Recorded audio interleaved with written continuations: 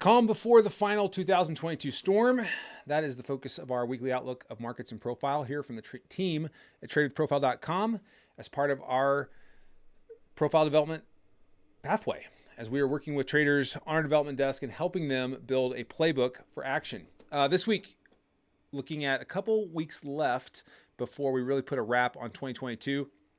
I want to do a little bit of a recap of kind of where we are and what we're looking for in the weeks ahead. We really have kind of a calm this week with not a lot on the calendar. And then the next week, which is going to be really kind of the last focus of ours for 2022, as far as trying to express any ideas, is going to have CPI, FOMC, and quarterly expiration all in the same session. So with that, let's kind of get a start at looking at our week ahead, things that we can look to express where we have some expectations as part of a plan, which, one of the best ways to get more consistent in your approach to markets is to have a consistent process. And, this weekly outlook is a form of consistent process. We look at the same things, we build the same assumptions, the same scenarios each week so that we're prepared for the week ahead.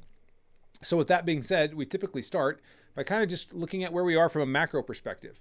And when I think about the macro narrative this year, I really think about this. And so this is a number of sectors of the S&P 500 overlaid with the S&P 500. So the SPY is in yellow here, and then we see sectors around that.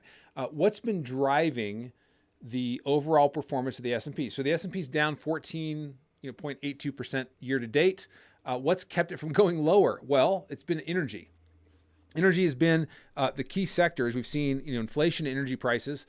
Where have we seen some lack of performance, and where has that really been in? Well, that's been in tech, it's been retail, home builders, real estate. These have all been things that have been lagging the market, but healthcare, utilities, these are things that are driving the market. Financials have been benefiting, but they're not offsetting what's happening in tech and real estate, home builders. So even though we've had energy this much higher, because the market cap is so much larger in tech, for example, when you've got 5 main companies that represent about 25% of the market cap of the S&P 500, that's significant. They're about 40 to 50% of the NASDAQ. So that's weighing on where we're going, and they're more sensitive to this whole inflation narrative, which has been driving us all year and continues to be in place, such that, what are people talking about for 2023? They're talking about the potential for recession, and that leading to lower forward earnings and lower overall equity prices. So that's still the macro narrative. Auction is very sensitive to anything inflation related or the Fed's response to that inflation narrative, as we'll see when we look at the specific charts and products. So with that being said, let's go take a look at the calendar and see what we've got going on this week. Again, like I said, it is the calm before the storm. Very light calendar this week. We do have a few releases. ISM on Monday. That's inflation related. Expect a response off of that. On Tuesday, we've got imports, exports. That can be inflation impacted. Expect a response off of that. That's going to be pre-market. Nothing during the session. And then on Wednesday, we do have some early session releases, inflation related. We do have our typical weekly inventories for crude. We'll watch that. We have jobless claims on Thursday. On Friday is really probably the biggest release, unless we get a unexpected announcement of Powell speaking this week. Otherwise, we've got PPI on Friday, along with Michigan Consumer early on Friday. Those are really the biggest releases, and they're not really that big. I mean, typically we wouldn't care. If it was another year, if we were back in the monetary markets of years past, we wouldn't care. It's just because everything's so sensitive to this inflation narrative and what that makes the Fed do or not do, especially at the next FOMC meeting in a week's time. So we're going to remain sensitive to that and look at that going forward. So with that being said, let's now jump over and start looking at the specific products that we look to express ideas around and see where we might find some opportunities. And we're going to start here by looking at the ES, and we're looking at the ES on a daily perspective with quarterly and year-to-date volume profiles. Why? Because it keeps us grounded in the larger story. And what that story has been is that as we've moved lower this year, we have been developing quarterly value lower all year. And we now have the most traded price of the year right here around 39.75, which you'll note is where Powell lofted us off of on Friday. What's the next big node above us? That's 4182 up to 4200. Could be very boxy between that. If we lose this price, where are the spots that we could rotate back down to is 3,800. Do think, given how much time is left in the year, we're probably safe against new lows on the year. Not out of the woods on new lows overall. So as we go and look at the monthly chart here and get a little bit closer view, you can see, again, how we've had kind of some cascading strength that's come in. This was CPI, this was OPEX, this was CPI, this is Powell. That's been kind of the where we've seen these larger moves have come off of binary releases. It's taken us back to what was our key objective from last week, and that was a tag of the year-to-date VWAP. So we've now done that. So we're right around the most traded price of the year, and from just a sheer volume contract basis, as well as the average price of the year. What does that mean? We're back to the middle of the muddle. I would not read a whole lot into this. I would not read into that this is the bottom. The macro narrative doesn't support it, but it does say, hey, we have an opportunity to keep pushing, especially to the upside to last year's most traded price at 41.67. And in fact, that's kind of our key upside objective this week. Still leaning on the buyers to be able to keep pushing higher as they look above the year-to-date VWAP. So we tested that. We had non-farm payrolls on Friday, tried to test back, got support at the weekly VWAP that rotated us back up here. Anytime you see an auction move from value and come back, you would expect that we're going to go in this form. It takes a lot of energy to then roll back through this after we rejected off of that. So as long as we hold 40.75, we're looking for pushes up towards last year's VPOC, and ultimately could even go up to 4,200. Although 41.79 is the weekly expected high, so our weekly expected range is about in this form or fashion. If we fail here, that can lead us back lower, specifically as we look at the TPO chart, because we have all of these holes in the profile that we are left from when Powell came in last week. And really, we launched, and there was really no opportunity for anybody. We just do not pass go. Do not collect $200. We just launched higher off of balance. We were balanced with the 5-day and the 20-day. We've now migrated 5-day value higher. That's going to be the key pivot to push higher. But if we get below Friday's low, this all becomes vulnerable down to 39.60. So be mindful of that. I am expecting for us to push higher early in the week, and then fail and falter later in the week as we get closer to those binary events from next week. Okay, so as far as expected ranges, let's get over to the quick sheet, and actually we can just look at the. Here's our overall. Our vol is pretty good on Friday, looking for 94 points. For the session, 30 points in the first hour. Only got about 13 days left, until we expire the December contract. About 200 points for the week, 288 for the month. And the key pivot for the week's gonna be that 40.75. That's where we're kind of leaning off of. And as we look at the quick sheet, we can see just where we are from a posture standpoint. Price is equal to the 5-day, so we've migrated value higher, looking to keep expressing higher, at least early in the week until we get there later in the week. So that takes care of the ES. Let's go back and look now at the NASDAQ and see what we've got going on in that product. Overall, fairly similar story, but we're going to start also looking at the long-term chart there. And what do we see here? A little bit different. We are above the most traded price of the year, just like the ES, and that's fact where buyers stepped in. We have, I would say, an incomplete auction to the downside, and that the profile is kind of got a bearish skew to this. Now, it could be, especially if we get above the recent high up at 13,500, let's call it that way, that we backfill this in the next year. However, given where rates are and its impact on tech, that's unlikely. More likely, we're going to rotate lower next year. So we're below some prior binary sellers. You can see these big spikes lower, but then we've got binary buyers. What does that mean? We're just in the middle of the muddle. We're waiting. It's the calm before the storm. It's the calm before this last final push to give us, do we go this way or this way into the end of the year? Unfortunately, I think it's actually going to be to the downside. Again, we're going to talk about that more here in just a second. What that looks like specifically. Okay, NASDAQ looking to push up toward the year-to-date VWAP this week. That's totally within, the potential expected range for the week. Would be a retest of where CPI sellers came in. Look for some chundry trade around 12,200, 12,300.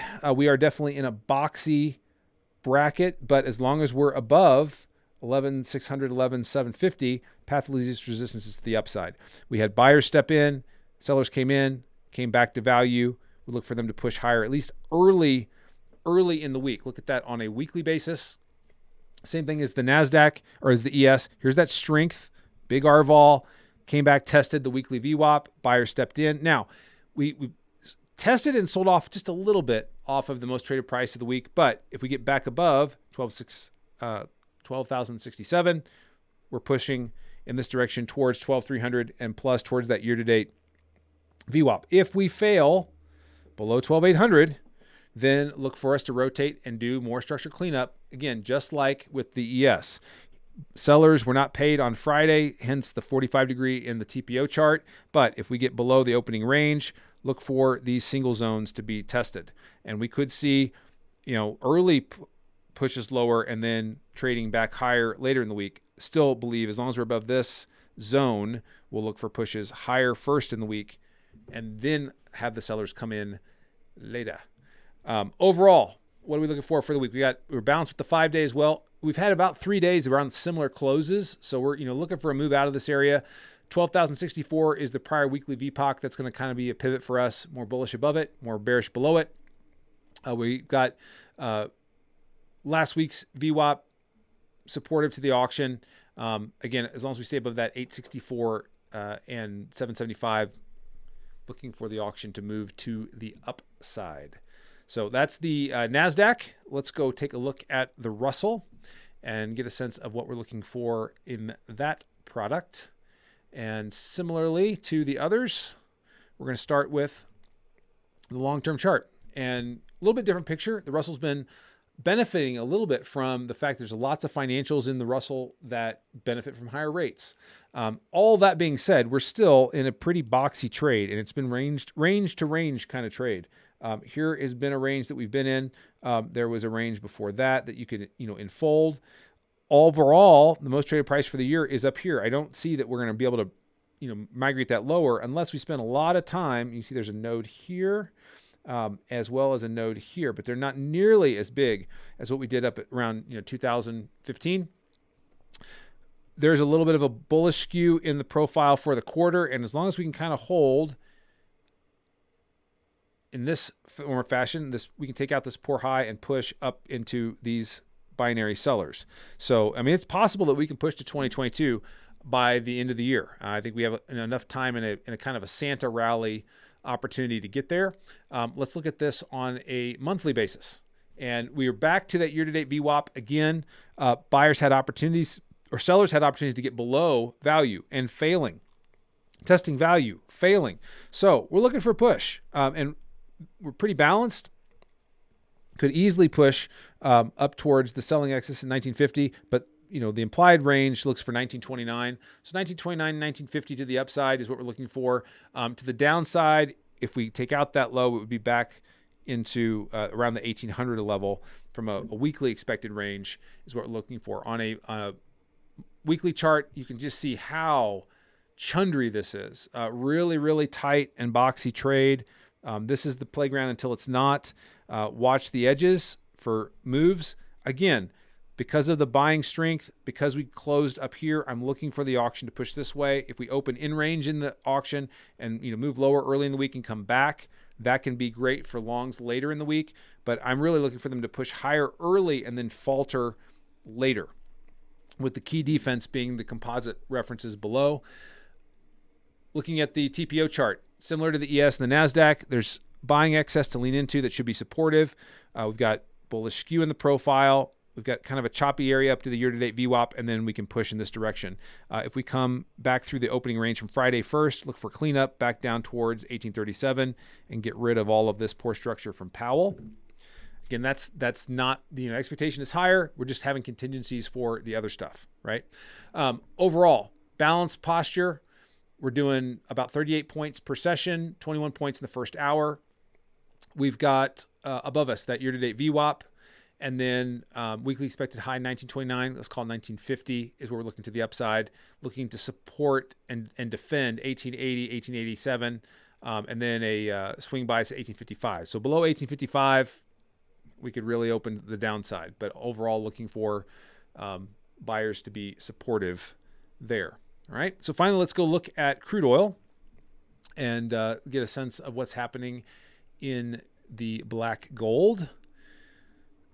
And we're going to jump over here to that composite chart. I just love looking, once a week at these longer charts. Just give me, idea of where we are at the larger story, because the long-term trader always drives the narrative and lets us know where we're at. Where's most traded price? Back here around 88, 89. What did we talk about last week need to happen? If we didn't taper going lower and we accepted lower prices, we can go back towards the 21 high. Looks like we've been able to support that and build a little bit of support around the $79 range. And if we can hold that, we could rotate back up to finish the year, kind of basically back at the most traded price.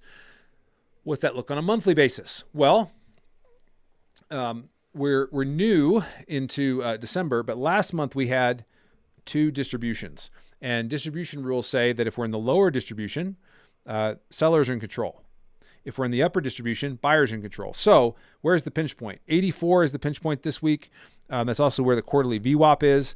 But if we can get above that and hold above 80.50, which is last week's most traded price, we're looking for pushes up toward 88, 89 as very, very reasonable for the auction. And then when we look at the weekly profile, what we find there is, last week we had a balanced range. We tested that. So here's the test. When you test out of a range, come back into it really quickly. Note that we traversed the range because we gave everybody confidence that we couldn't go lower. Tested the upside and failed back in. So now we're back inside that range. However, notice there's a selling excess up here. We've also got last week's most traded price. We've got bullish skew in an engulfing weekly profile with a ascending weekly VWAP. What does that all mean? It means I think we got unfinished business to the upside. And so we'll have to watch 80.50. But if we can get above that, we can push in this direction. Or we may test lower early and come back into this without making new weekly lows. That also could be supportive to move higher. Really, unless we get back below 75, it looks supportive to the auction to the upside. Expecting lower prices initially on Monday, given the profile on Friday. That could give us an opportunity to push back down here and test this naked VPOC around 78.20-ish. Maybe we gap, test that, come back in. That could be pretty cool and get us above that 80.50. If we open in range, we'll have to see. It could be kind of chundry in here. Above this area, then we can push in this direction. So, and if we open in range, watch for them to, this could be part of the early move lower before they come back later in the week. And it would be only if we, aren't able to hold here and we keep pushing lower to test the bottom of that 75 to 82 bracket that I think sellers or buyers have anything to be concerned about.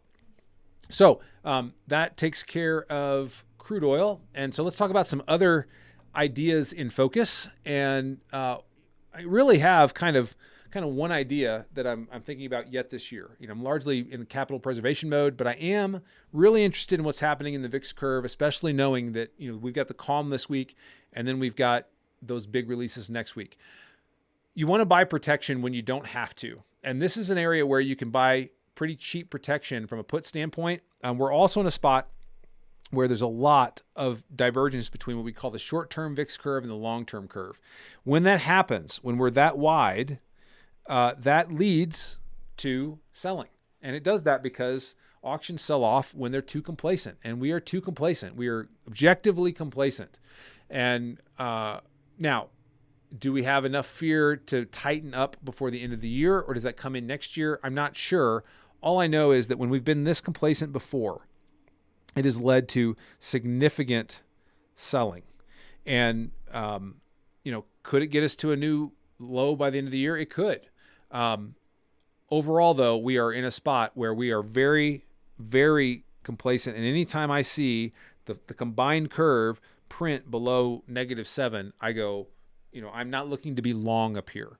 I'm looking for failure. Now, that could come at 4,200 on the ES before they push lower, and I'm looking for ways to construct a position for the move kind of towards the 3,400, 3,300 area into 2023 via some options.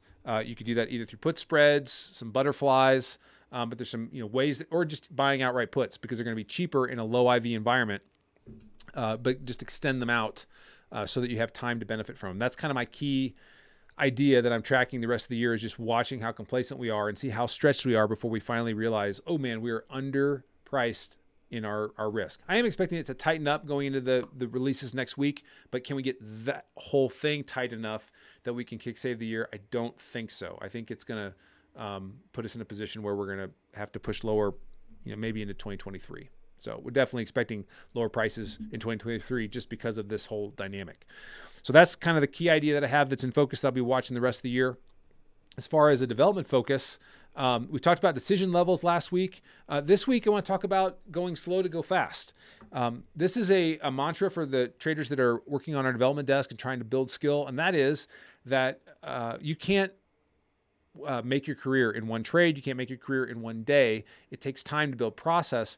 You can't end your career in one day. One bad trade can end it. One bad trade can send you home and never come back. So how do we build the resilience for the long haul? And that is go slow to go fast. I'm holding back on my expectations for right now so that I can go faster later. How do we do that? Well, one, we recognize I'm not going to make my career today. I can end it. So I'm going to work on skill. One of the chief ways that you can work on skill and accelerating it is to get a market replay platform. What do I mean by that? It means that you can pull up a prior session some point in the past and you can retrade it as if it's live now. This is a key development advantage because you can, for example, name your playbook trades. All of my trades have names, and that's important to me because I use a journal where I can take screenshots, kind of at entry, before entry and at the exit, and then kind of look back, what's going on there. So like, for example, right here, if I look to construct an idea around this condition, and let's call this, VIX Complacency is the playbook trade. And I'm looking for, multi-session, over several weeks for this to kind of come back together. So I take a screenshot right here. And then when I put the trade on, I'll take on another screenshot, and then I'll monitor this just to, reinforce that. That's why I even have this expectations, because I've seen this behavior over and over again, and I've measured it and I've traded it, and I know it's got some edge for me. And so I'm gonna look to express that and do that and track that in my journal. So having a journal, a minimum viable journal. Don't have to get every entry and exit, but what you do need is enough to know what setups are working for me, which ones are not, and how can I eliminate the ones that don't actually give me any alpha, right? One of the ways also to do that is to be a 4-question trader. You can find out about the 4 questions that we ask and answer before we put on a trade on our website. Further ways that you can build skill through the end of the year, aside from the 4 questions, is to follow us on Twitter. We do have opportunity for you to schedule one-on-one sessions with me and just get feedback on your trading approach, your playbook as it's being developed. And these are free, really just offering your time to get some feedback. It's helpful for me to know where are traders in the space and how can I continue to help them develop as opportunities evolve. For those who really want to get a start on 2023 with some edge, want to go slow to go fast, work on our development desk. Build skill. There's a number of different ways you can do that through our development pathway. You can find that out on the website. The 2 pieces of software that we've used aside from TradingView is Edge Pro X from edgeclear.com or WindowTrader. You can find that at windowtrader.com. And then finally, for those of you who are on our desk, working through the pathway, keep working through that, work through the modules, be there on our live sessions and through the interaction in Slack, and encouraging one another on things that are making sense and things that are still to make sense, and getting the help that you want to be. But that's the focus. We're using the rest of 2022 to prepare for 2023. We've got a couple weeks here that it's going to be saucy and kind of interesting. Really intrigued to see how this is going to play out at the end of the year. But overall, think that it's going to be a nice end of the year, and then really think that 2023 is going to be great as well. So from all of us, on the Trade Profile team, just thanks for watching these this year. We're going to do a couple more this year, and then we're going to kind of go into hibernation for a couple weeks and regroup before the beginning of next year. Thanks for watching. Thanks for your comments. thanks for sharing the work that we're doing, and let's keep working on that edge and that skill as we look to 2023 and beyond. Enjoy the calm this week, guys. The storm is coming. Peace.